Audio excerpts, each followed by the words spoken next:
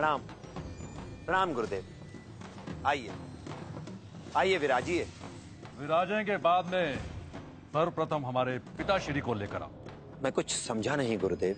मैं उन्हीं की बात कर रहा हूं जिनको तुमने बंदी बनाया है।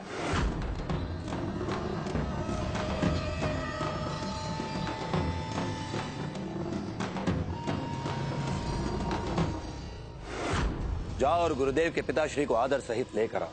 तो आ गया। तब तक आप विराजिए गुरुदेव, विराजिए।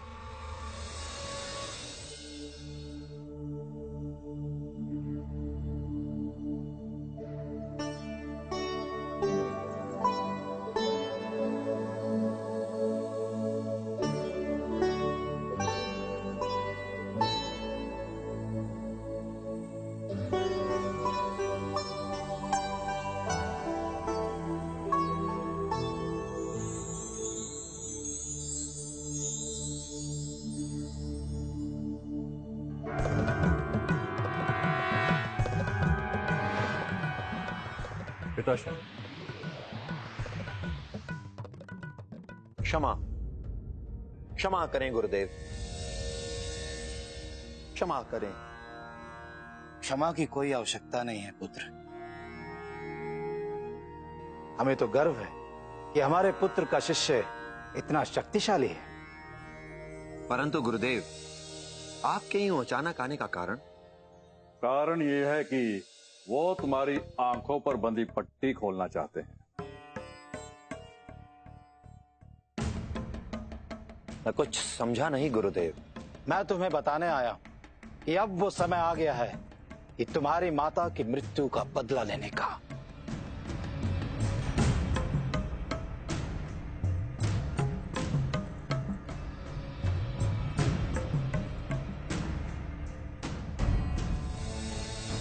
हम तुम्हारी माता को स्वर्ग ले जाने आए हैं। परंतु लोगों की मृत्यु होती क्यों है? ये तो विधि का विधान है। जिसने जन्म लिया है उसकी मृत्यु एक ना एक दिन होनी ही है। किसने बनाया ऐसा विधि का विधान? ये नियम तो स्वयं भगवान शिव ने समस्त ब्रह्मांड के लिए बनाया है। मैं शिव और उन देवताओं को नहीं छोड़ूंगा। उनसे अपनी माता की मृत्यु का प्रतिशोध लेकर आऊंगा। नहीं छोड़ूंगा मैं उन्हें, नहीं छोड़ूंगा। किंचित तुम्हें ज्ञात नहीं इन देवताओं के छल के विषय में।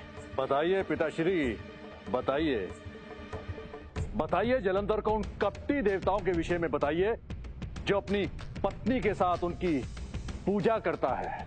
ये आप लोग क्या कर रहे हैं? आप इसमें ना ही बोले तो अच्छा है। किंतु परंतु कुछ नहीं। जाओ और हम सब के लिए जलपान की व्यवस्था करो। जाओ।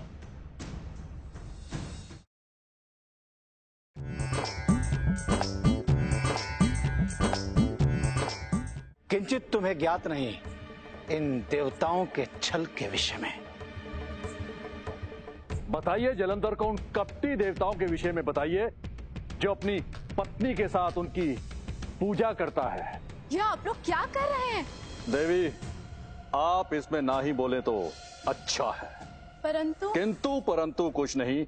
जाओ और हम सब के लिए जलपान की व्यवस्था करो। जाओ।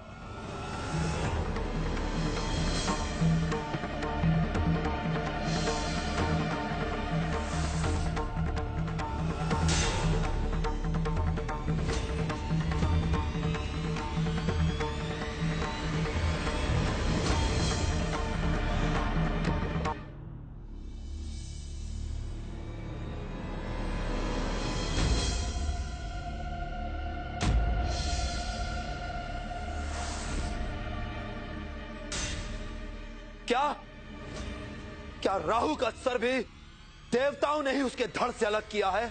इतना ही नहीं, उन कपटी देवताओं ने समुद्र मंथन करके तुम्हारे पिता समुद्र देव की सारी संपत्ति, धन दौलत सब कुछ हड़प लिया। अब तुम्हें उन देवताओं से वो सब वापिस लेना है जो तुम्हारा है। ठीक कह रहे हैं आप गुरुदेव। अब समय आ गया है कि वो सब कुछ जिस पर मेरा अधिकार है उसे पुनः प्राप्त करूंगा।